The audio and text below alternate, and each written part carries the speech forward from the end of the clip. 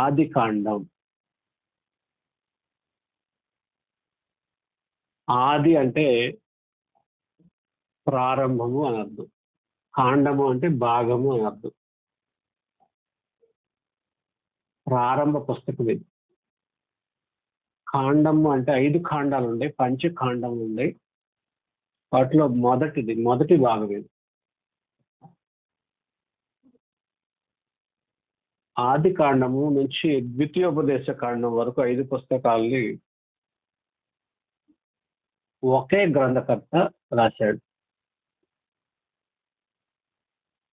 ఆ గ్రంథకర్త ఎవరు అనే సంగతి మనలో ఇంచుమించు అందరికీ తెలిసిందే. మోషే. మోషే గ్రంథకర్త అని ఎలా చెప్తారు?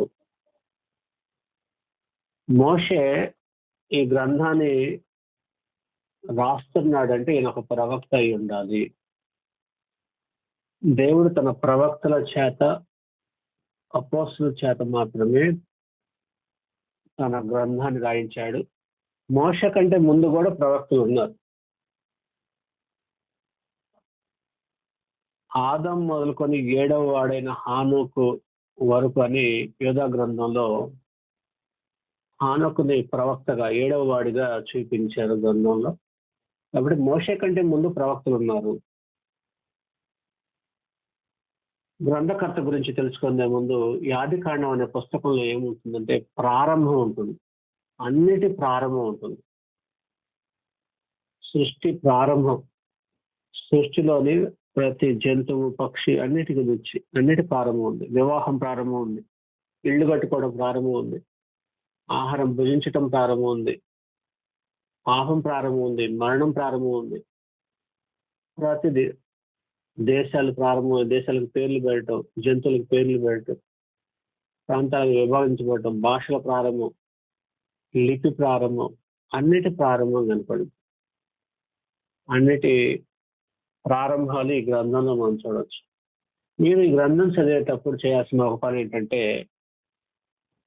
ప్రారంభం కాగానే ఏ అధ్యాయంలో ఏది ప్రారంభం అవుతుందో కనపడుతుంది. ఆ ప్రారంభం అనగా అది రాసుకోండి.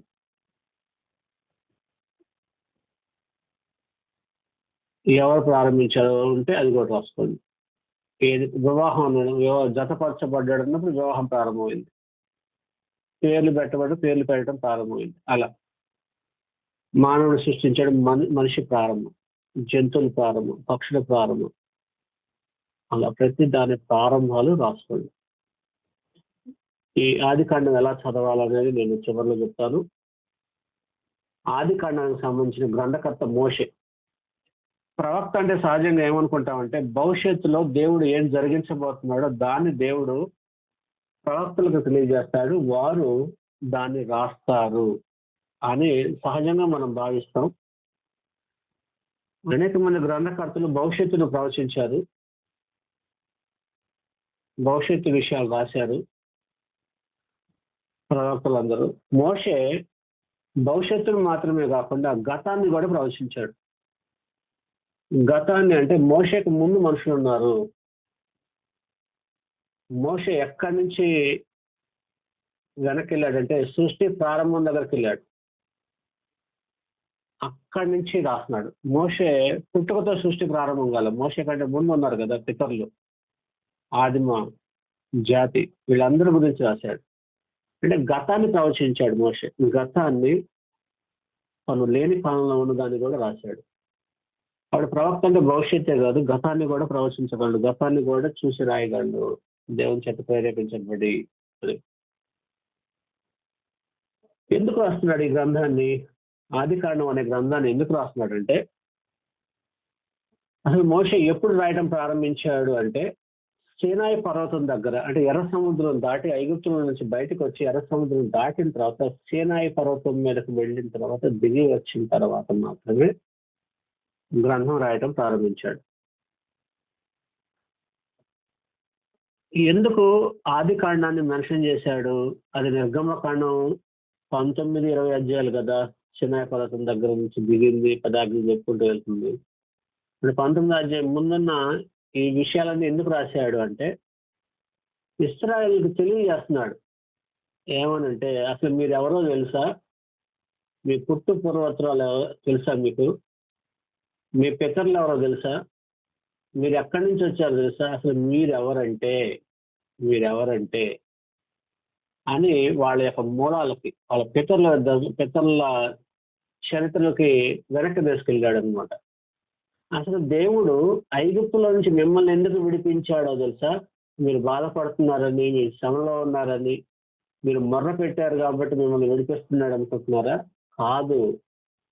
మన పితరుడైన అబ్రహాముకు దేవుడు వాగ్దానం చేశాడు. నిశ్చయముగా ఈ జనాంగాన్ని ఐగుప్తులో తమది కాని దేశంలో బానిసలుగా ఉంటారు. నిశ్చయంగా వాళ్ళు మళ్ళా తిరిగి వాగ్దాన దేశంలోకి కణంలోకి తీసుకొస్తాను అని దేవుడు అబ్రహాంతో వాగ్దానం చేశాడు. కాబట్టి వాగ్దానాన్ని చేసిన వాడు నమ్మదగిన వాడు కాబట్టి మర్చిపోకుండా అబ్రహాంకి ఇచ్చిన వాగ్దానాన్ని బట్టి ఐగుప్తులో బానిసలుగా ఉన్న మనల్ని దేవుడు కణంలోకి ప్రవేశపెట్టడానికి ఎర్ర సముద్రం దాటించి ఇక్కడికి తీసుకొచ్చాడు. కాబట్టి అసలు అబ్రహాం ఎవరు? అబ్రహాం కంటే ముందున్న పూర్వీకులు ఎవరు? సో మనిషి ఎలా వచ్చాడు, మనం ఎలా వచ్చాము అక్కడి నుంచి అనే విషయం చెప్పటం కోసం ఇశ్రాయేలీయులారా మీరెవరంటే, మీ పితరులు ఎవరంటే అని వారి మూలాలకు తీసుకెళ్ళాడు అనమాట. ఆది కాండాన్ని రాసిన గ్రంథకర్త మోషే తన స్వహస్తాలతో రాశాడు. మోషే రాశాడంటానికి వ్రాతపూర్వకంగా రాసినట్టుగా ఉన్న ఆధారాలు ఏంటో గ్రంథం నుంచి చూద్దాం. నిర్గమకాండం 17వ అధ్యాయం 14వ వచనం. నిర్గమకాండం అంటే 5 కాండాలు పంచకాండాలు అంటారు. ఇవి ఇప్పుడు విభాగింపబడ్డాయి, కానీ యూదులు మాత్రం వీటన్నిటిని ఏకపుస్తకంగా ఒకే భాగంగా చూస్తారు. ఒకే పుస్తకంగా 5 భాగాలు చూస్తారు. ఒకే పుస్తకంలో 5 భాగాలను చూస్తారు అన్నమాట. నిర్గమకాండం 17వ అధ్యాయము 14వ వచనంలో, అప్పుడు యెహోవా మోషేతో ఇట్లనెను, నేను అమాలేకీయుల పేరు ఆకాశం కింద ఉండకుండా బొత్తిగా తుడిచివేయుదును గనుక జ్ఞాపకార్థముగా గ్రంథంలో దీన్ని వ్రాసి యెహోషువకు వినిపించుము. జ్ఞాపకార్థముగా గ్రంథంలో దీన్ని వ్రాసి అన్నాడు. గ్రంథంలో దీన్ని వ్రాసి ఎవరు రాయమన్నాడు? దేవుడు మోషేని రాయమన్నాడు. కాబట్టి గ్రంథంలో మోషే రాయాలన్నమాట అమాలేకుల గురించి. అలాగే నిర్గమకాండం 24వ అధ్యాయం 3-4 వచనాలు. నిర్గమకాండం 24వ అధ్యాయము 3-4 వచనాలు. మోషే వచ్చి యెహోవా మాటలన్నిటినీ, విధులన్నిటినీ ప్రజలతో వివరించి చెప్పెను. ప్రజలందరూ యెహోవా చెప్పిన మాటలన్నిటి ప్రకారం చేసేద్దామని ఏక శబ్దంతో ఉత్తరమిచ్చిరి. 4వ వచనం. మరియు మోషే యెహోవా మాటలన్నిటినీ వ్రాసి ఉదయమందు లేచి ఆ కొండ దిగువను బలిపీఠమును ఇశ్రాయేలు 12 గోత్రములు చొప్పున 12 స్తంభములు కట్టి అని చెప్పాడు. ఇక్కడ 4వ వచనంలో యెహోవా మాటలన్నిటినీ రాసి అన్నాడు. యెహోవా చెప్పిన మాటలన్నింటినీ వ్రాశాడు. సంఖ్యాకాండం 33వ అధ్యాయం 2వ వచనం. సంఖ్యాకాండం 33వ అధ్యాయం 2వ వచనంలో గ్రంథకర్త ఎవరు, ఆయన రాశాడా లేదంటానికి ఆధారాలు చూస్తున్నాము. 33:2లో మోషే యెహోవా సెలవిచ్చిన ప్రకారం వారి ప్రయాణములను బట్టి వారు సంచార క్రమములను వ్రాసెను. ఇది మోషే రాసినట్టు. ఇంకా వచనాలు ఉన్నాయి, అవన్నీ ఇప్పుడు మనం చేస్తే మనం ముందుకు వెళ్ళాం. మోషే గ్రంథాన్ని రాసినట్టు వేరే లేఖికులు అంటే వేరే గ్రంథకర్తలు ఈ ధర్మశాస్త్రం లేదా 5 పుస్తకాలని మోషేనే రాసినట్టుగా చెప్పబడిన విషయాలు కూడా గ్రంథంలో ఉన్నాయి. వాటిలో ఒక వచనం యెహోషువ గ్రంథం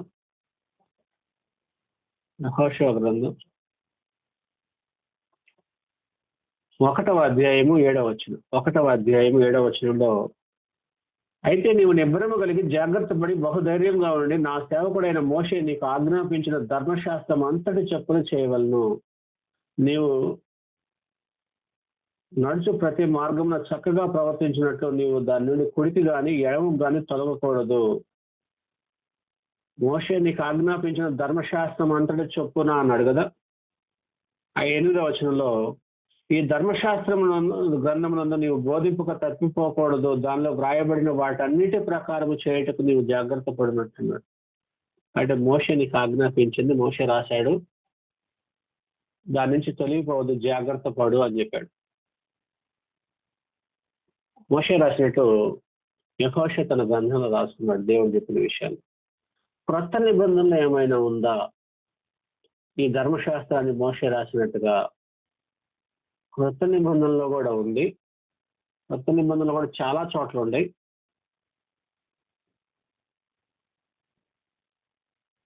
ఒకటి 2 వచనాల వరకు చూద్దాం, ఓకేనా?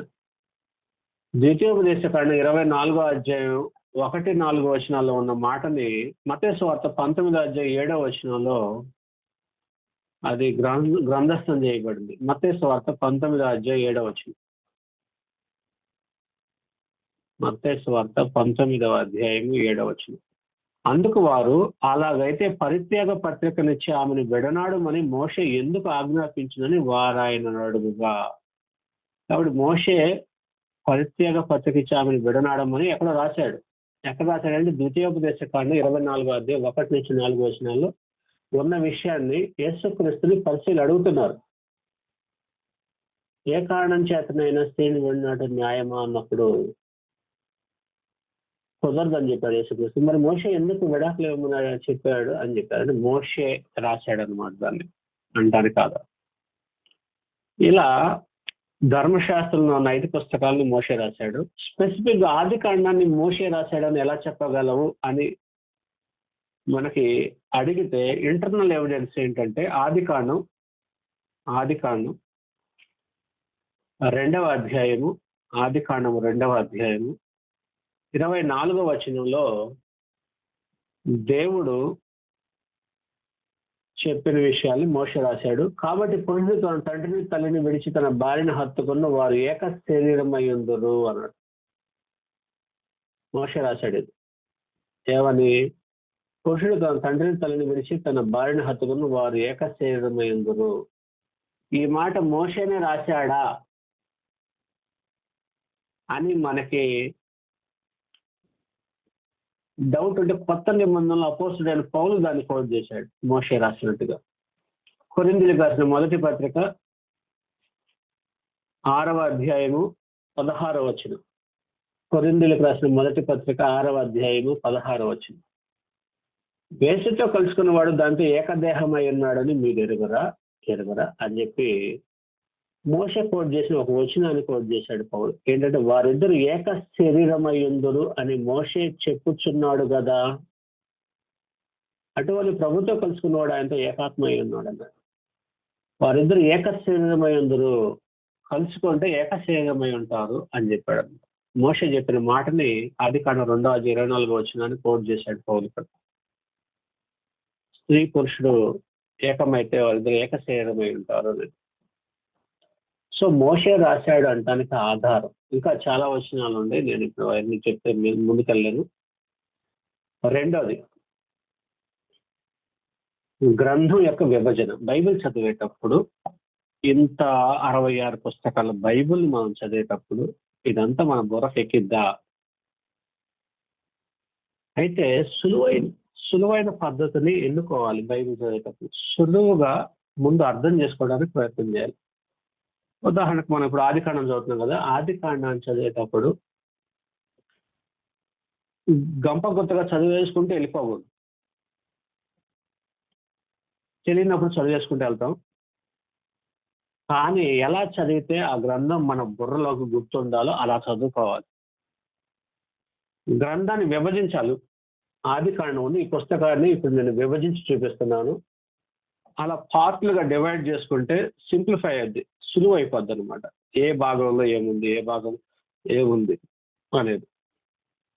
ఆదిమ చరిత్ర ఉంది. 1-11 అధ్యాయాల్లో ఆదిమ చరిత్ర అంటే అబ్రహాం కంటే ముందు ఉన్న చరిత్ర. ఇస్రాయేల్కి విశ్వాసులకు తండ్రి ఎవరని ఇస్రాయేల్ అడిగారు, అబ్రహం అంటారు. మీ పితరుడు ఎవరంటే అబ్రహం అంటారు. అంతే. అబ్రహాంకి ముందున్న వాళ్ళ పేర్లు చెప్పరు ఇస్రాయేల్. ఎందుకంటే అబ్రహాంకి దేవుడు వాగ్దానం చేశాడు కాబట్టి అబ్రహాం సంతానం, విశ్వాసులకు తండ్రి, మా తండ్రి అబ్రహాము ఇలాగ మాట్లాడుతుంటారు. అంటే ఇస్రాయేల్కి పితరుడు, మూల పురుషుడు ఎవరు అన్నప్పుడు అబ్రహాం పేరు చెప్తారు. అబ్రహాం కంటే కూడా అబ్రహాం పూర్వీకులు కూడా ఉన్నారు, కానీ అబ్రహాం పేరు చెప్తారు.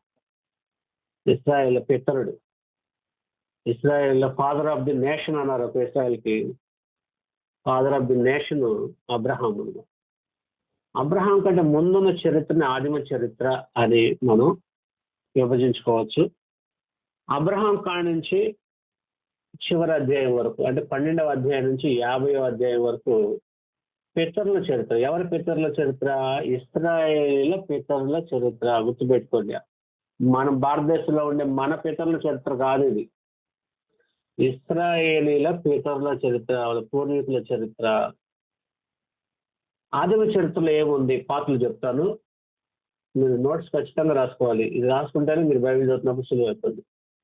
ఆదాము గురించి ఉంది ఈ 11వ అధ్యాయంలో. మొదటి పార్ట్ ఆదాము అవ్వల గురించి ఉంది. 1వ అధ్యాయం 26వ వచనం నుండి 5వ అధ్యాయం 5వ వచనం వరకు ఆదాము అవ్వల గురించిన చరిత్ర. 1వ అధ్యాయం 26 నుంచి 5వ అధ్యాయం 5వ వచనం వరకు. 2వ పాయింట్ కయ్యూను హేబేలు చరిత్ర ఉంది. 4వ అధ్యాయం 1 నుంచి చివరి వరకు, అంటే 25వ వచనం 26వ వచనం వరకు కయ్యూను హేబేలు చరిత్ర అది. ఆ తర్వాత నోహు గురించి, నోహు అతను జలప్రళయ వీటికి సంబంధించిన విషయాలు 5వ అధ్యాయం 28వ వచనం నుంచి 9వ అధ్యాయం 29వ వచనం వరకు. 5వ అధ్యాయం 28 నుంచి 9వ అధ్యాయం 29వ వచనం వరకు రాసుకోండి. బాబేలు వృత్తాంతం, బాబేలు గురించిన గోపురం సంబంధించిన వృత్తాలు 11వ అధ్యాయం 1 నుంచి 9 వచనాల వరకు ఉంది. ఇది ఆదిమ చరిత్ర, పితరుల చరిత్ర. 2వ పార్ట్లో పితరుల చరిత్ర అంటే అబ్రహాము, ఇస్సాకు, యాకోబు, యోసేపు నలుగురు. అబ్రహాము, ఇస్సాకు, యాకోబు, యోసేపు నలుగురు గురించి ఉంది. 12వ అధ్యాయం నుంచి 50 అధ్యాయాలకు ఉంది. అబ్రహాం గురించి ఎక్కడ ఉంటుంది బైబిల్లో అని అడిగితే 11వ అధ్యాయం 26వ వచనం నుండి 25వ అధ్యాయం 10వ వచనం వరకు ఉంటుంది. చదువుదామా? అన్ని చదవను కానీ ఒక 5గురు గురించి చదువుతాం. 5గురు గురించి ఎక్కడ ప్రారంభం ఎక్కడ ముగింపో మీరు చూపిస్తాను. ఆదాము గురించి 1వ అధ్యాయం 26వ వచనం చూడండి. 1వ అధ్యాయం 26వ వచనం.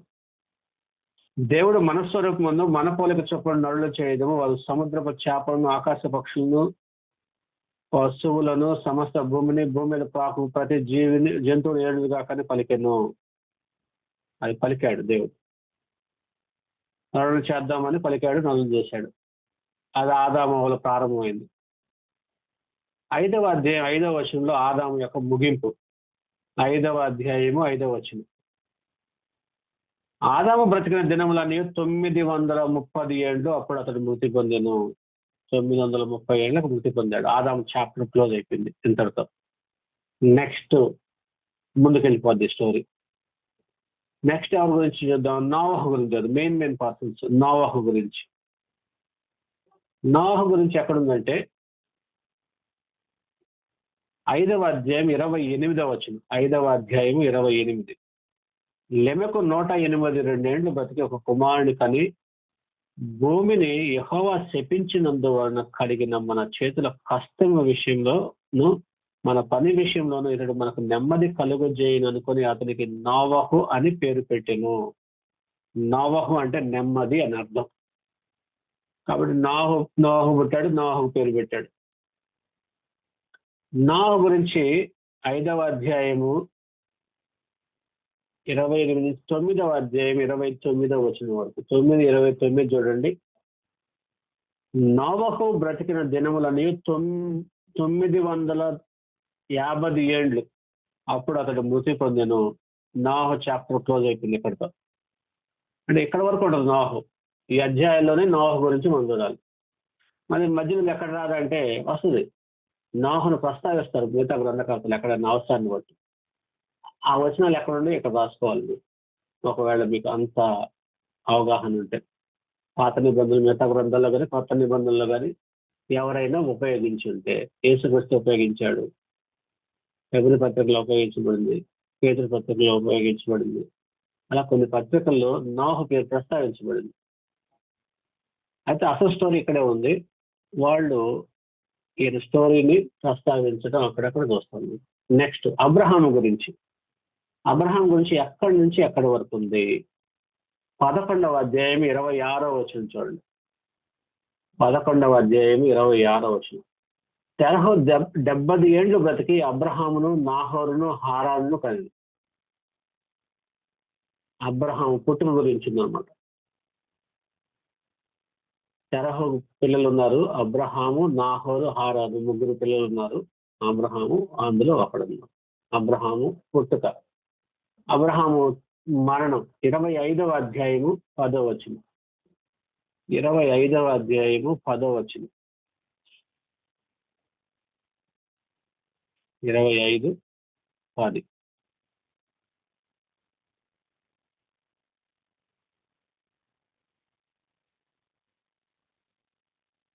క్షమించండి, 10. అబ్రహాము హేతు కుమారులు కొన్ని పొలంలో అబ్రహాము అతని భార్య అయిన శారాయిను పాతి పెట్టబడి అబ్రహాం మృతి పొందిన తర్వాత దేవుడు అతని కుమారుడు ఇస్సాకును ఆశీర్వదించింది. సో 11 వరకు రాసుకోండి. ఆదికాండం 25వ అధ్యాయం 11వ వచనం.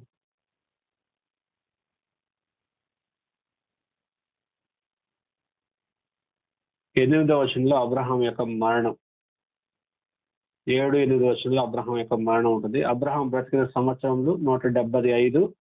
అబ్రహాం నిండు వృద్ధాప్యం నాకు వచ్చిన వాడే మంచి ముసలితనంలో ప్రాణం విడిచి మృతి పొంది తన పితరుల ఎదుగు చేర్చబడేది. అబ్రహాం స్టోరీ ఎక్కడ ఉంటుంది అంటే ఆదికాండం 11వ అధ్యాయం 26 నుంచి ప్రారంభమై 25వ అధ్యాయం 10వ వచనంలో ముగించబడుతుంది. ఆ తర్వాత వారి పిల్లలు అబ్రహాం జ్ఞాపకం చేసుకోవడానికి సంబంధించిన విషయాలు మిగతా పుస్తకాల్లో మనకు కనపడింది. అతని చరిత్ర మాత్రం ఇక్కడ ఉంటుంది. నెక్స్ట్ ఇస్సాకు చరిత్ర ఎక్కడ ఉంది? 21వ అధ్యాయము 2వ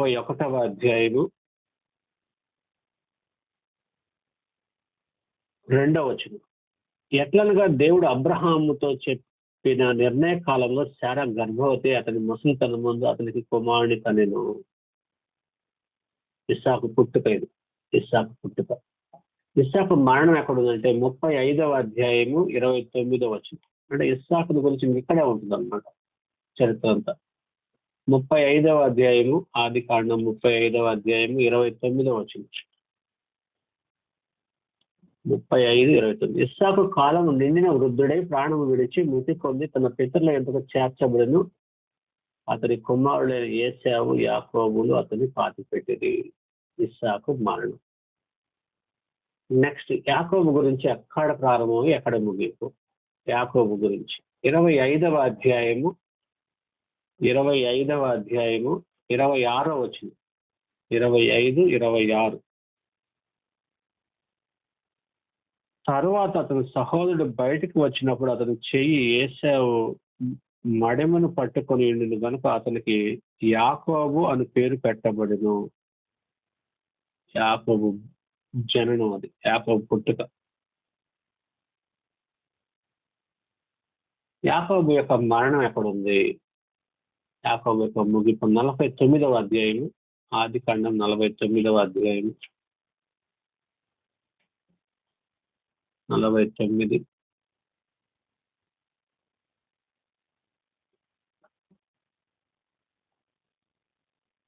33వ వచనం. 33. యాకోబు తన కుమారులను ఆజ్ఞాపించడం చాలించి మంచం మీద తన కాళ్ళు ముడుచుకొని ప్రాణం విడిచి తన స్వజనుల యొద్దకు చేర్చబడెను. అయిపోయింది యాకోబు గురించి. నెక్స్ట్ కీలకమైన వ్యక్తి యోసేపు. యాకోబుకు 12 మంది పిల్లలు ఉన్నారు. వాళ్ళలో యోసేపు అనే అతని చరిత్ర ఉంది బైబిల్ ఆదికాండంలో. యోసేపు గురించి ఎక్కువ చరిత్ర ఉంది, అందుకని యోసేపుని మనం కీలకమైన వ్యక్తిగా చూస్తున్నాం. ఆదికాండం 30వ అధ్యాయం. వాస్తవానికి కీలకమైన వ్యక్తి ఎవరంటే యోధ. ఎందుకంటే క్రీస్తు యోధా గోత్రం నుంచి వచ్చాడు కాబట్టి యోధా కీలకమైన వ్యక్తి. కానీ ఆది కాండంలో కీలకమైన వ్యక్తి అంటే యోధా కాదు, యోసేపు కీలకమైన వ్యక్తి. ఆది కాండం 30వ అధ్యాయం 24వ వచనం. మరియు ఆమె యెహోవా మరొక కుమారుని నాకు దయచేయను గాక అనుకొని అతనికి యోసేపు అని పేరు పెట్టెను. యోసేపు పుట్టాడు.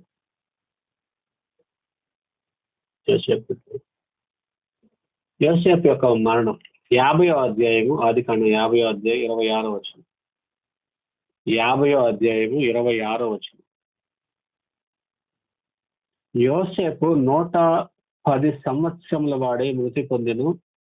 వారు సుగంధ ద్రవ్యములతో అతని శవమును సిద్ధపరిచి ఐగుప్తు దేశమందు ఒక పెట్టెలో ఉంచింది. ఇతను పాతి పెట్టలే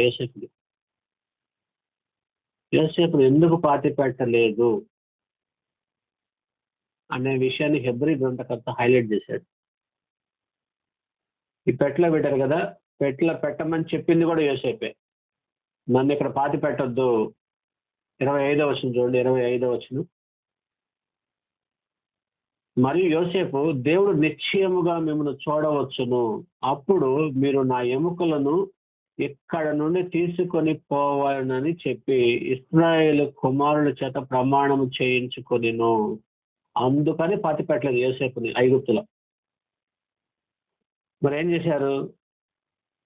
ఐగుప్తులో పాతి పెట్టక ఐగుప్తు నుంచి ఇశ్రాయేల్ మోషే నాయకత్వంలో బయలుదేరేటప్పుడు ఈ పెట్టెలో ఉంచిన యోసేపు శవపేటికని భుజాల మీద మోసుకొని తీసుకెళ్లారు. అది ఎక్కడుందంటే నిర్గమకాండం 13వ అధ్యాయం 19వ వచనం చూడండి. నిర్గమకాండం 13వ అధ్యాయం 19వ వచనం. మరియు మోషే యోసేపు ఎముకలను తీసుకొని వచ్చెను. అతడు, దేవుడు నిశ్చయంగా దర్శనమిచ్చును, అప్పుడు మీరు నా ఎముకలను ఇక్కడి నుండి తీసుకొని పోవాలని ఇశ్రాయేలు చేత రూఢిగా ప్రమాణం చేయించుకొని ఉండెను. యోసేపుకి మోషేకి ఇంచుమించు 200 సంవత్సరాల డిఫరెన్స్ ఉంది. అంటే 200 సంవత్సరాల ముందే యోసేపు చెప్పాడు, ఇక్కడ దేవుడు చూడటానికి వస్తాడు, మనల్ని ఇక్కడి నుంచి తీసుకెళ్లి కనాన్లో పెడతాడు, మనల్ని అబ్రాహాంకు చెప్పిన వాగ్దానాన్ని బట్టి, కాబట్టి నా శవాన్ని ఇక్కడ పాతి పెట్టొద్దు అని చెప్పాడు. కాబట్టి మోషే ఇశ్రాయేలుని విడిపించుకొని తీసుకెళ్ళేటప్పుడు ఎముకలు ఎత్తుకొని తీసుకెళ్ళారు, శవపేటకు ఎత్తుకొని తీసుకెళ్ళిపోయారు.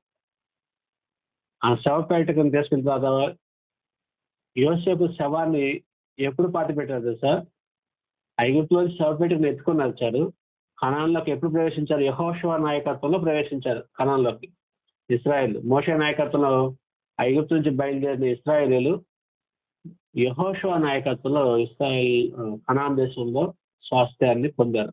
అక్కడ పాతి పెడతారు.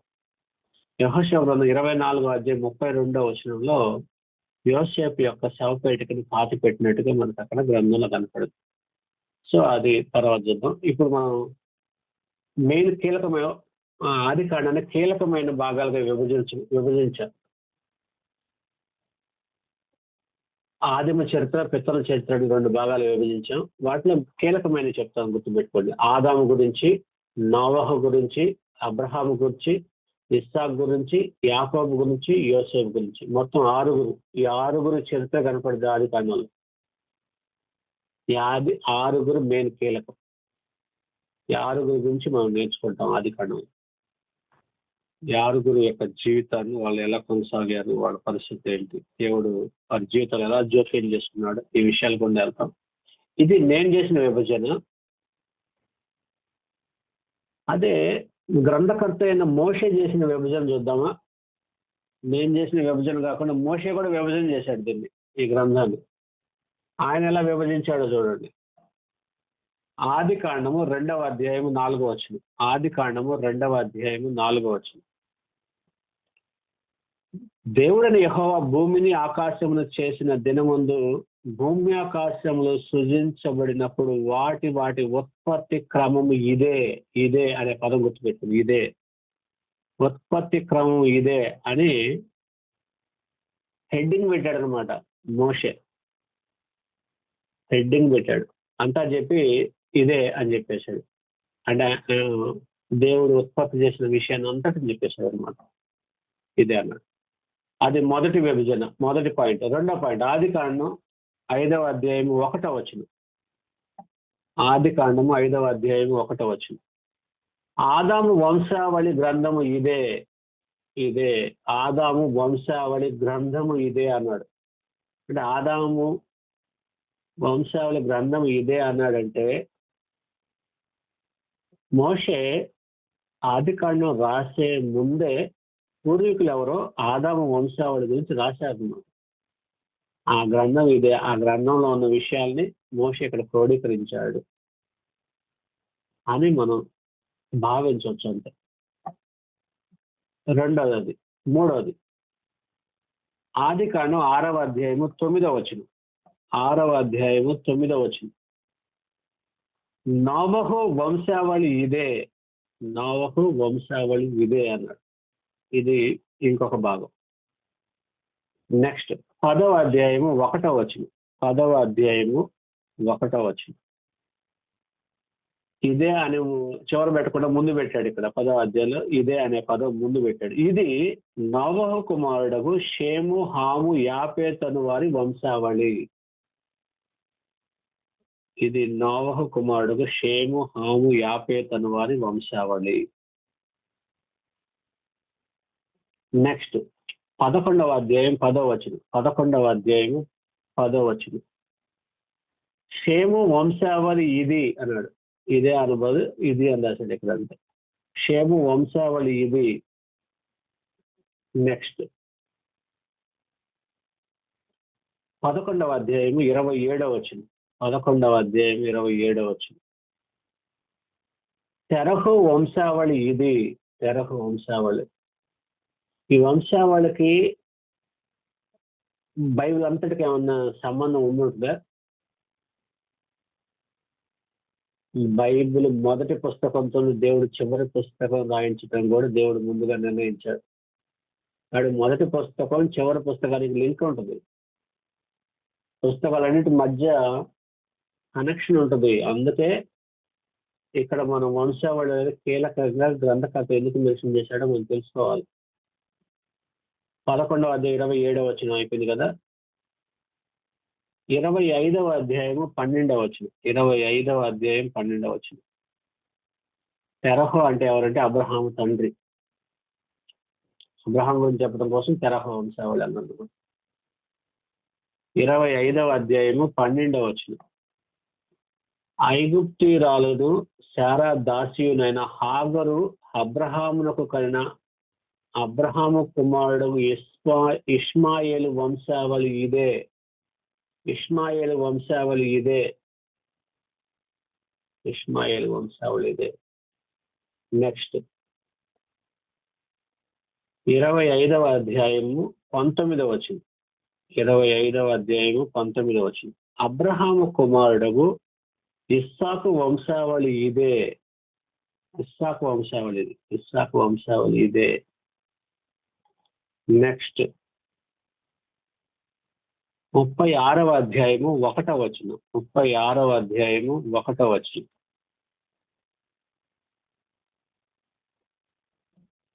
ఎదోమును ఏశావు వంశావళి ఇదే. ఎదోము అను ఏశావు వంశావళి ఇదే. ఇదే. నెక్స్ట్ 37వ అధ్యాయము 2వ వచనం. 37వ అధ్యాయము 2వ వచనం. యాకోబు వంశావళి ఇది. యాకోబు వంశావళి ఇది. ఇప్పుడు చెప్పిననే రాసుకోనైనా ఉండాలి మీరు, లేకపోతే బైబిల్ అండర్లైన్ చేసుకుని ఉండాలి. ఇది గ్రంథకర్త చేసిన విభజన. దేవుడు గ్రంథకర్త చేత ఈ విభజన రాయించాడు. ఎక్కడి నుంచి మనం సంఖ్యాకాండంలోకి వెళ్తే అక్కడ యాకోబు పిల్లలు 12 మంది కుమారులు ఉన్నారు కదా, వాళ్ళ వంశావళి చెప్తారనమాట. అంటే ఇశ్రాయేలీయుల వంశావళికి ఎంత ప్రాముఖ్యత ఉందో అనేది మనకు తెలియాలి. మొదటి పుస్తకంలోనే తెలియాలి. ఎందుకు ప్రాముఖ్యమైందంటే అబ్రహాంతో దేవుడు వాగ్దానం చేశాడు కదా, అబ్రహాం సంతానం ద్వారా భూలోక వంశాలని ఆశీర్వదిస్తారని. ఆ సంతానం ఎవరంటే క్రీస్తు. క్రీస్తు యొక్క వంశావళి ఇక్కడి నుంచి లెక్క కట్టుకుంటూ వస్తున్నారు మన దేవుడు. యేసుక్రీస్తు వంశావళి మత్తయి సువార్త 1వ అధ్యాయం 1వ వచనంలో అబ్రహాము కుమారుడు దావీదు కుమారుడు యేసుక్రీస్తు వంశావళి అని అబ్రహాం నుండి పట్టుకొస్తాడు. అదే లోకాసు వార్తలో అయితే లోకాసు వార్త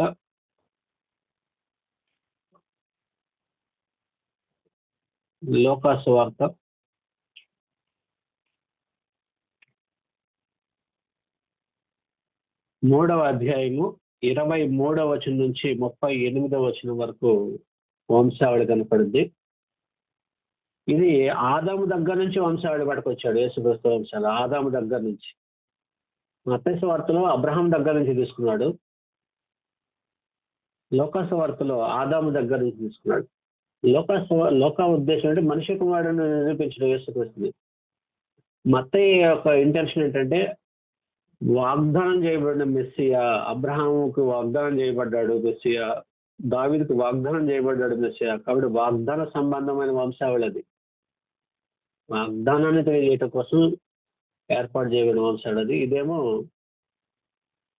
మనిషి యొక్క, యేసు అనే ఒక మనిషి యొక్క వంశావళి.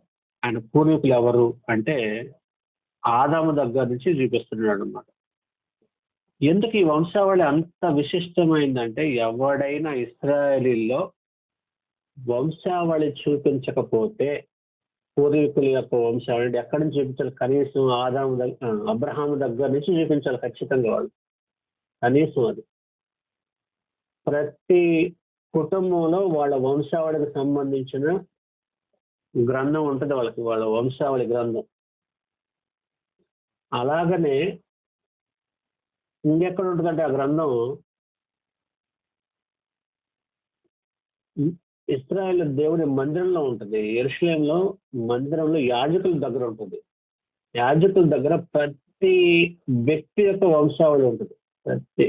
వాళ్ళు 8 సున్నతి పొందినప్పుడు వాళ్ళ వంశావళి గ్రంథం ప్రకారం వాళ్ళ పేరు రాయించుకోవాలి అక్కడ. ప్రపంచంలో ఏ జాతికి ఇలా వంశావళి పూర్వీకుల నుంచి తెచ్చుకునే పరిస్థితి ఎక్కడ కనపడదు ప్రపంచంలో ఏ జాతికి కూడా.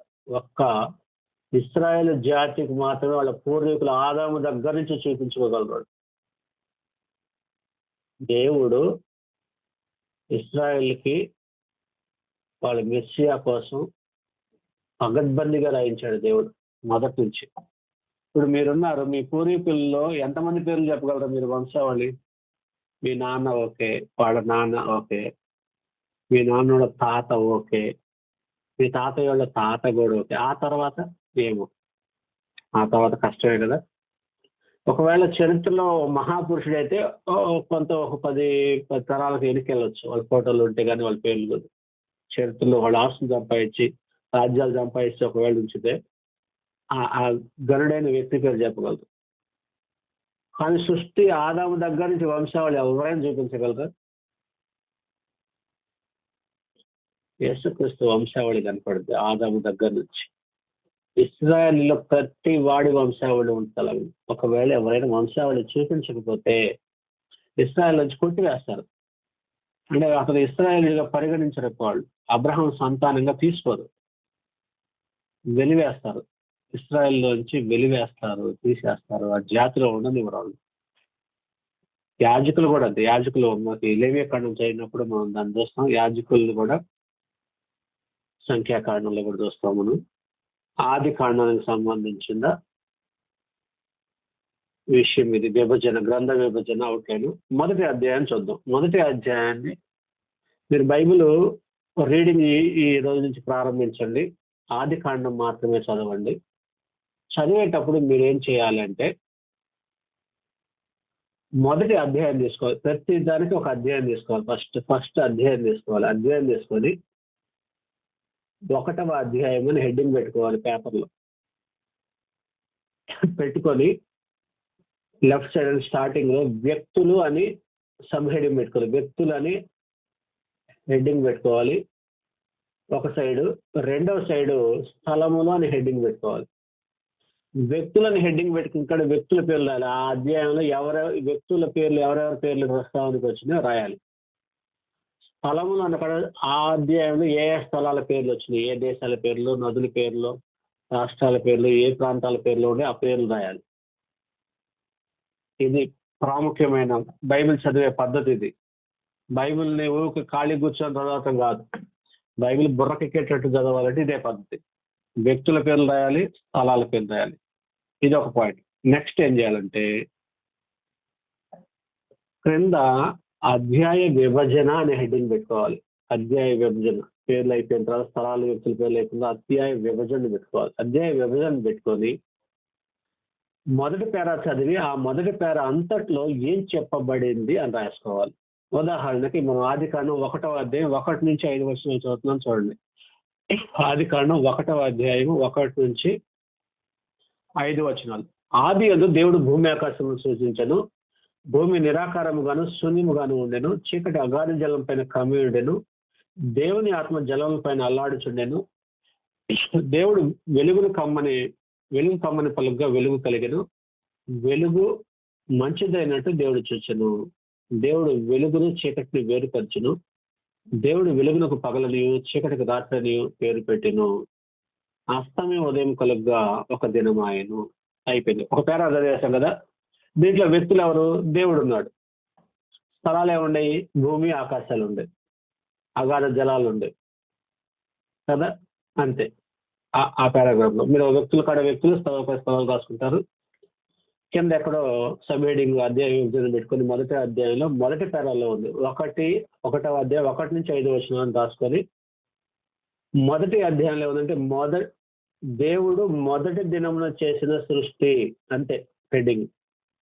ఏం చేశాడు అన్నప్పుడు కింద రాసుకోవాలి. ఒకవేళ మెయిన్ పాయింట్ దేవుడు వెలుగు కమ్మని పలుగ్గా వెలుగు అని రాసుకోండి. అంతే. మొదటి దినాన్ని ఏం చేశాడు దేవుడు అంటే వెలుగుని చేశాడు. అంతే. దానికి పేరు పెట్టాడు. పగటికేమో వెలుగుకే పగలని, చీకటికే రాత్రిని పేరు పెట్టాడు. అయితే నెక్స్ట్ 6వ వచనం నుంచి 8వ వచనంలోకి చదివిన తర్వాత దేవుడు 2వ దినం నుంచి చేసిన సృష్టి అని రాసుకోవాలి. ఆ పారాగ్రాఫ్ పెట్టిన హెడ్డింగ్ అది. ఆ పారాగ్రాఫ్ మొత్తం నేను కొంచెం తిప్పి చదవాల్సిన అవసరం లేదు. 2వ రోజు ఏం చేశాడు? భూమిని ఆకాశాన్ని సృజించాడు అన్నాడు. భూమినే ఇంతగా ఆకాశములకు ఆ విషయాలకు ఆకాశాన్ని పేరు ఆకాశాన్ని చేశాడు. అంతే. 2 భాగాలుగా విభజించాడు. ఆకాశం చేశాడు. అయిపోయింది. మూడో పారాగ్రాఫ్ లో 9 నుంచి 13 వచనాల్లో దేవుడు 3వ దినం చేసిన సృష్టి ఏం చేశాడు? భూమి మీద ఉండే చెట్లని, గడ్డిని, విత్తనములు ఇచ్చే చెట్లని, అంతే. చెట్లు, గడ్డి, అంతే. భూమి 3వ రోజు చేసిన సృష్టి హెడ్డింగ్. అంతే.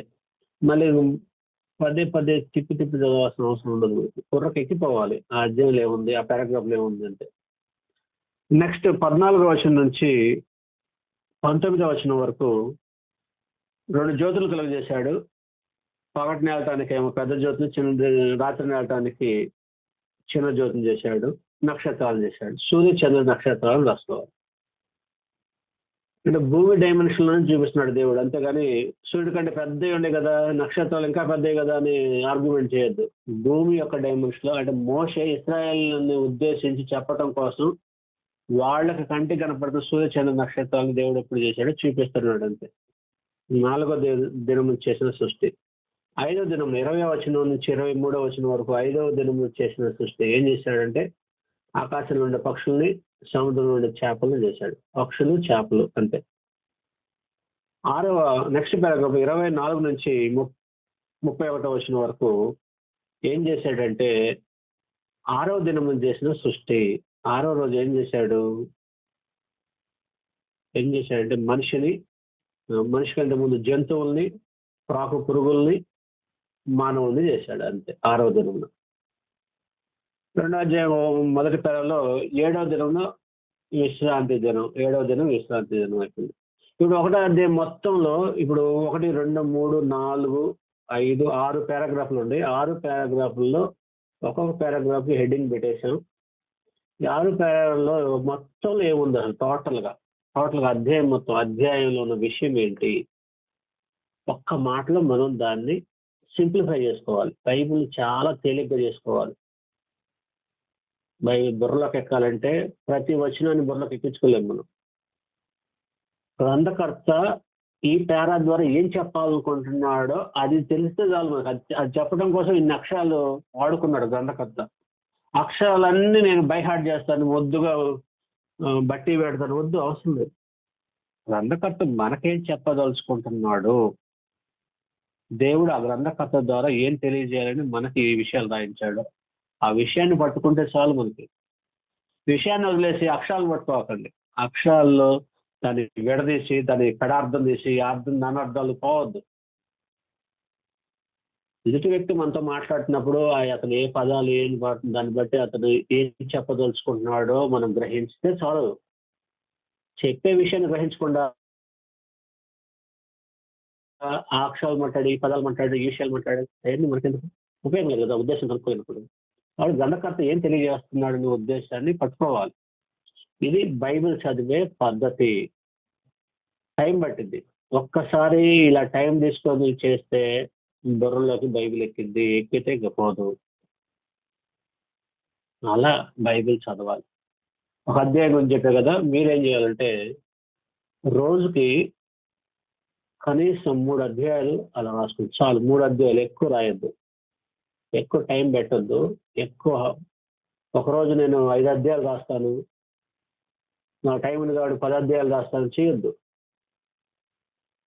ఇదే టైం లేదు కాబట్టి అసలు నేనేం చేయను, వద్దు. ప్రతిరోజు 3 అధ్యాయాలు మాత్రమే చదవండి, 3 అధ్యాయాలు మాత్రమే రాయండి. ఎక్కువ వద్దు, తక్కువ వద్దు. క్రమశిక్షణ అంటే అంతే, డిసిప్లిన్ అంటే అంతే. నాకు ఈరోజు ఉత్సాహం ఉంది కాబట్టి నేను బరాబర గీకేసి రాస్తాను అనుకోకండి. ఈరోజు నాకు టైం లేదు, రేపు రాద్దామని దాన్ని వాయిదా వేసి రేపు ఒకసారి 6 అధ్యాయాలు రాద్దాం అంటే పెట్టుకోకండి. వాయిదా పద్ధతి మానేసేయండి. ఏ రోజు పని ఆ రోజు చేయండి. ఏ నాటి కీడ ఆ నాటికి అన్నట్టు ఏ రోజు ఆ రోజే. ఆది కాండం మాత్రమే రాయండి, ఇంకేం రాయద్దు. రోజుకి 3 అధ్యాయాలు రాయండి. ఎందుకంటే నేను ఈరోజు మీకు పరిచయం చేస్తున్నాను కాబట్టి ఒక అధ్యాయం తాగాను, రేపు బరాబర వెళ్ళిపోతాను. నేను అక్షరాలు పదాలన్నీ చదువుకుంటే తీసుకెళ్ళను. ఈ అధ్యాయాలు ఏముందో గంప గుర్తుగా చెప్తాను. మీరు చదివి ఆల్రెడీ వ్యక్తులు, స్థలాలు, అధ్యాయ విభజన ప్రతి ప్రాణంలో ఏముందో రాస్తున్నారు కాబట్టి నేను చెప్పినప్పుడు అది మీకు సులువుగా బుర్రకు ఎక్కింది. మీరు ప్రయత్నం చేయకుండా, మీరు బైబిల్ చదవకుండా వచ్చి ఇక్కడ వింటే నాకు అర్థమైపోద్ది అనుకోకండి. మీరు చదవాలి, రాయాలి. దీన్ని ఎక్స్ప్లెయిన్ చేస్తాను, ఏం చెప్పదలుచుకున్నాడు ఆ అధ్యాయంలో ఏముంది, ఆ పారాగ్రాఫ్లో ఏముంది, అలాంటి విషయాలు చెప్పుకుంటూ వెళ్తాం. కీలకమైన విషయాలన్నీ చెప్పుకుంటూ వెళ్తారు. కాబట్టి చెప్పాను ఫస్ట్ బైబిల్ ట్రైనింగ్ ఎలా ఉంటుందంటే 20 to 25% నాది ఉంటుంది, 75% మీది ఉంటుంది. స్పూన్ ఫీడింగ్ లాగా మీరు భావించద్దు. ఇది చరిత్ర. పాత నిబంధన అంతా మనకు చరిత్రే కనపడుద్ది. క్రొత్త నిబంధనలో వచ్చేసరికి డాక్టరేట్, లైఫ్ 2 కనపడతాయి. వేరియేషన్స్ ఉన్నాయి. నువ్వు చదువుతున్నప్పుడు మనకి ఈ వ్యత్యాసాలు తెలుస్తాయి. 1వ అధ్యాయం చదివాం కదా, 2వ అధ్యాయంలో 2వ అధ్యాయం మనకి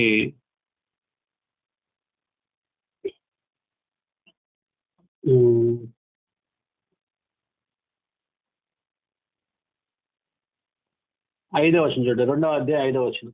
అది వరకు పొలమందలు ఏ పదవి భూమి మీద ఉండలేదు, పొలమందలు ఏ చెట్టును మొలవలేదు, ఏలైలుగా దేవుడని యెహోవా భూమి మీద వాన కురిపించలేదు, జ్ఞాన సిద్ధపరచుటకు నాడు లేడు అని మళ్ళీ చెప్తున్నాడు. ఏంటి 1వ అధ్యాయంలోనే ఫస్ట్ చెట్లను కలుగా కలిగిన జంతువులు, పక్షులు అన్నీ వచ్చినాయి కదా మొదటి అధ్యాయంలో.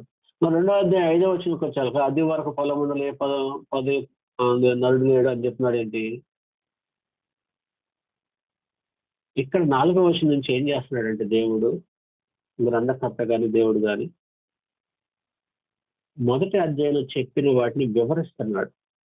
మీరు న్యూస్ చదువుతారు కదా, న్యూస్ చూస్తారుగా, న్యూస్లో ఏం చేస్తారంటే ముందు హెడ్లైన్స్ చదువుతారు. హెడ్లైన్స్ అయిన తర్వాత ఒక్కొక్క హెడ్లైన్ సంబంధించిన వివరణ తర్వాత ప్రారంభిస్తారు. అలాగనే 1వ అధ్యాయంలో 6 రోజులు సృష్టి అంతటం చేశాడు, 7వ దినం విశ్రమించాడు. 1 నుంచి 3 వచనాల్లో 2వ అధ్యాయంలో విశ్రాంతి దినం చెప్పాడు. తను చేసిన పనంతట్లో నుంచి విశ్రమించాడు అని చెప్పాడు. ఇప్పుడు 4వ వచనం నుంచి ఏం చేస్తున్నాడంటే దాన్ని మళ్ళీ ఎక్స్ప్లెయిన్ చేస్తున్నాడు. ఎలా సృష్టించాడు, మానవుని ఎట్లా సృష్టించాడు, ఏం చేశాడు, ఎక్కడ ఉంచాడు, వివరణంగా చెప్పుకుంటూ వస్తున్నాడు అనమాట. అది వివరణ. 1వ అధ్యాయం 26, 27 వచనాల్లోనే నరుని సృష్టించాడు కదా. మళ్ళీ 2వ అధ్యాయం 7వ వచనంలో ఏమంటాడు? దేవుడని యెహోవా నేల మట్టితో నరుని నిర్మించేవాడు, నాసికారంలో జీవాయుగా నడు జీవాత్మ ఆయన. అంటే ఇప్పుడేదో చేసినట్టు మనం చూపిస్తున్నాడు ఏంటి అంటే, అక్కడ హెడ్లైన్ చెప్పాడు, ఇక్కడ దాని వివరణ చెప్తున్నాడు అంతే. ఒక్కోసారి ముందు విషయాలు వెనక విషయాలు ముందు ఉంటాయి బైబిల్లో. అంటే ఒక విషయాన్ని న్యూస్లో కూడా ఏం చేస్తారంటే, ముందు జరిగిన ఈవెంట్ని ముందు, వెనక జరిగిన ఈవెంట్ని వెనక చెప్పరు. ఏది ప్రాముఖ్యమైనదో దాన్ని ముందుకు చెప్తారనమాట. అది ఈవెంట్ వెనక జరిగి ఉండొచ్చు. అంటే ఒక రోజులో ఉదయం ఒక ఈవెంట్ జరిగి ఉండొచ్చు, ఒక సంఘటన జరిగి ఉండొచ్చు, మధ్యాహ్నం ఒక సంఘటన జరిగి ఉండొచ్చు, సాయంత్రం ఒక సంఘటన జరిగి ఉండొచ్చు. ఈ 3 సంఘటనలు న్యూస్లో తీసుకొచ్చి చెప్పేటప్పుడు వాటిలో ప్రాముఖ్యమైనది, ప్రజలకు అత్యంత అవసరమైనది, ఈ ఈ వార్త త్వరగా చేరాలి అనుకున్న విషయాన్ని ఏం చేస్తారంటే ముందు చెప్తారు. అది సాయంత్రం జరగవచ్చు, మధ్యాహ్నం జరగవచ్చు, లేదా ఉదయం జరగవచ్చు. ఇప్పుడు జరిగిందని ప్రస్తావన కాదు. ఆ వార్తకి ఎంత అవసరం ఉంది చేరవేయాల్సింది, దాంట్లో ఉన్న స్ట్రెంగ్త్ ఎంత ఉంది, దాన్ని బట్టి ఆ వార్తని ముందు అవుతారు, హైలైట్ చేస్తారు దాన్ని. అలాగనే గ్రంథంలో కూడా క్రమంగా ఏం విషయాలు ఉండవు. వెనకది ముందు వెనక కూడా ఉంటాయి కొన్ని చోట్ల. అవి ఎలా ఉంటాయి, ఎక్కడ ఉంటాయి అనేది ఆదికాండంలోనే మీకు చూపిస్తాను. కాబట్టి అక్కడ ఎందుకు లేదు, ఇక్కడ ఎందుకు ఇలా ఉంది అని ఆలోచించుకోకండి. చదివేటప్పుడు పాయింట్ నెంబర్ 2 ఏంటంటే, చదివేటప్పుడు గ్రంథకర్త మాట్లాడుతున్నాడా, దేవుడు మాట్లాడుతున్నాడా, ఆ వ్యత్యాసం కూడా తెలియాలి. దేవుడు మాట్లాడుతున్నాడు ఈ పదాన్ని, అదే గ్రంథకర్త చెప్తున్నాడు. రెండోది, గ్రంథకర్త ఎప్పుడు ఉన్నాడు? ఈ గ్రంథం రాసిన గ్రంథకర్త క్రీస్తు పూర్వం 15వ శతాబ్దం వాడు. అంటే 1500 సంవత్సరాల క్రితం వాడు గ్రంథకర్త. ఆదికాండంలో ఉన్న ఆదాము కానీ, అబ్రహాం కానీ, వీళ్ళెప్పుడోళ్ళు గ్రంథకర్త కంటే ముందు 2500 సంవత్సరాల క్రితం నుంచి ప్రారంభించాడు. అంటే 2500 సంవత్సరాల క్రితం ఆదాము ఉంటే ఆదాము దగ్గర నుంచి ప్రారంభించాడు. 2500 సంవత్సరాల విషయాన్ని మోషే రాస్తున్నాడు. ఆదాం పుట్టుక నుంచి యోసేపు వరకు. ఆదాం నుంచి అబ్రహాం ఎప్పుడంటే క్రీస్తు పూర్వం 2000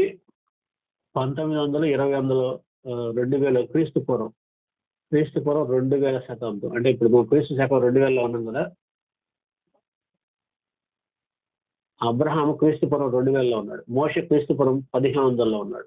ఆదాము క్రీస్తు పూర్వం 4000లో ఉన్నాడు. 4000. నోహు క్రీస్తు పూర్వం 2400లో ఉన్నాడు. 2400 నోహు. ఆదాము 4000 సంవత్సరాలకు, యేసుక్రీస్తు పుట్టక మునుపు 4000 సంవత్సరాల క్రితం ఆదాము ఒక ఆమె అడిగింది, 34 సంవత్సరాల నుంచి బైబిల్ చర్చికెళ్ళి ఆమె ఏమడిగిందంటే, యేసుక్రీస్తు కంటే ముందు మనుషులు ఉన్నారా పుట్టక మునుపు అడిగింది. యేసుక్రీస్తు పుట్టక మునుపు ఆమె తల్లే ఉంది కదా, లేదా మరియ లేదా? అంతకంటే ముందు చాలా మంది మనుషులు లేదా? పాత నిబంధనలో యేసుక్రీస్తు పుట్టక మునిపే కదా. కాబట్టి యేసుక్రీస్తు పుట్టిన తర్వాత సృష్టి ప్రారంభం అవ్వాల. యేసుక్రీస్తు పుట్టక మునిపే సృష్టి ఉంది, మనుషులు ఉన్నారు. ఆదాం దగ్గరకు తీసుకెళ్ళి చెప్తున్నాం. క్రీస్తు పూర్వం 4000 సంవత్సరాల క్రితం ముందు చరిత్ర ప్రారంభించాడు ఆదాం. ఓకేనా? రేపటి నుంచి అధ్యాయం లోపలికి వెళ్ళి ఒక్కొక్క అధ్యాయంలో ఏముందో, అసలు విషయాలు, కీలకమైన విషయాలు ఏమున్నాయి వాటిని మనం చెప్పుకుంటూ వెళ్తాం. మీరు మాత్రం ఖచ్చితంగా కనీసం రేపటికి 3 అధ్యాయాలు పూర్తి చేయండి. రేపు క్లాస్కి వచ్చే టైంకి 3 అధ్యాయాలు, ఎక్కువ వద్దు, తక్కువ వద్దు. అది క్రమశిక్షణతో చేయండి. ఈ 2 yearsలో మీరు బైబిల్ కంప్లీట్గా పూర్తవుతుంది.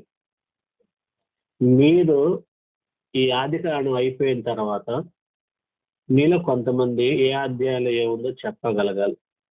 నేను చెప్తాను చూడకుండా. 50 అధ్యాయాలు బైబిల్ మూసి చెప్తాను నేను. మీరు చెప్పగలగాలి 50 అధ్యాయాలు. ప్రతి వచనం చెప్పమంటలా. ఈవెంట్ బై ఈవెంట్ మోషే ఏవేవి రాసుకుంటూ వస్తున్నాడు అవి చెప్పగలుగుతారు. ఇంకా ఇంకా సింపుల్గా అంటే ఏ అధ్యాయంలో ఏముందో చెప్తే చాలు. అధ్యాయం అని పేరు పెడుతున్నారు కదా ప్రతి అధ్యాయానికి. నేను 3 అధ్యాయాలకు మీకు సింప్లిఫై చేసి ఇప్పుడే చెప్తాను. చెప్పేసి ప్రార్థన చేస్తాను. 1వ అధ్యాయంలో దేవుడు 6 రోజుల్లో చేసిన సృష్టి అంటే 1వ అధ్యాయానికి హెడ్డింగ్. దేవుడు 6 రోజుల్లో చేసిన సృష్టి. 2వ అధ్యాయంలో దేవుడు ఆదాము అవ్వలను ఏదెన్ తోటలో ఉంచుట అంటే. 3వ అధ్యాయంలో ఆదాము అవ్వల పతనం, లేకపోతే ఆదాము అవ్వలు పాపం చేసి పతనం అవటం 3వ అధ్యాయంలో ఉందంటే. 4వ అధ్యాయంలో ఆదాము అవ్వకి 2 పిల్లలు ఉంటారు, కయ్యను హేబెలు. కయ్యను హేబెల్ల చరిత్ర ఉంది అంతే. 4వ అధ్యాయం సింపుల్గా. కయ్యను హేబెలను 4వ అధ్యాయం గుర్తు రావాలి మనకు అంతే. 4వ అధ్యాయంలో కయ్యను హేబెలను ఒక స్టోరీ గుర్తు రావాలి. కయ్యను హేబెల్ ఏం చేశాడు, హేబెల్ దేవుడు ఎందుకు అంగీకరించాడు, కయ్యను ఎందుకు అంగీకరించలేదు, తర్వాత కయ్యను ఎందుకు శపించబడ్డాడు, కయ్యనుకి ఏం జరిగింది, కయ్యను తర్వాత కయ్యను పిల్లల గురించి ఏముంది, అంతవరకు అయిపోయింది అది. నెక్స్ట్ 5వ అధ్యాయంకి వచ్చాక ఆదాము నుంచి నోవహు వరకు వంశావళి చెప్పాడు అంతే. ఆదాము నుండి నోవహు వరకు వంశావళి. నేను ఒక 5 అధ్యాయాలు హెడ్డింగ్లు పెట్టేశాను ఆల్రెడీ సులువుగా. 6వ అధ్యాయం నుంచి మీరే పెట్టాలి. 6వ అధ్యాయం చదివి అధ్యాయంలో ఏముంది ఒక్క మాటలో రాయగలగాలి. ఆ అధ్యాయం అంతట్లో ఏముంది ఒక్క మాటలో మీరు సింపుల్గా రాయండి. బైబిల్ సింప్లిఫై చేసుకోండి ఫస్ట్. లోతైన మర్మాల సంగతి తర్వాత చూద్దాం. ముందు బైబిల్లో ఏముందో తెలియకుండా మర్మాల జోలికి వెళ్తే అయోమయం కన్ఫ్యూజ్ అయిపోతుంది.